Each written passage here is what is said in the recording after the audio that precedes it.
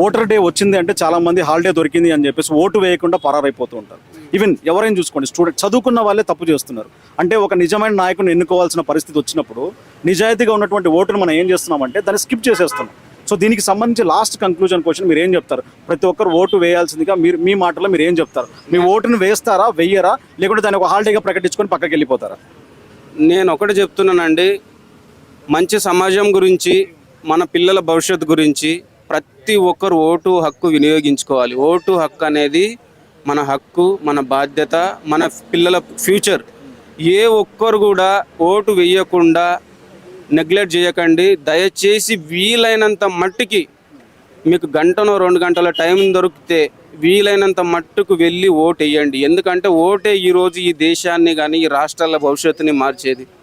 ప్రజాస్వామ్యంలో నీకు అంబేద్కర్ గారు కూడా ఒక మాట అన్నారు, నీ చేతికి నేను కత్తి ఇయ్యలేదు కానీ మంచి ఆయుధాన్ని ఇచ్చిన, ఒక ఓటు అనే ఆయుధాన్ని ఇచ్చిన, అది నువ్వు మంచి నాయకుడికి ఎన్నుకుంటే దేశం బాగుపడుతుంది. నువ్వు పనికి మాలలోనికి నువ్వు ఓటేస్తే దేశం పనికి మాలకోవట్లనే అయిపోతుంది. అందుగురించే ప్రతి ఒక్కరికి నేను రిక్వెస్ట్ చేస్తున్నా, దయచేసి ప్రతి ఒక్కరు ఓటు హక్కు వినియోగించుకోండి, మంచి నాయకుని ఎన్నుకోండి. మన రాష్ట్రాలు, మన దేశాలు మనం బాగుపరుచుకుందాం. థ్యాంక్ యూ భయ్యా, థ్యాంక్ యూ వెరీ మచ్.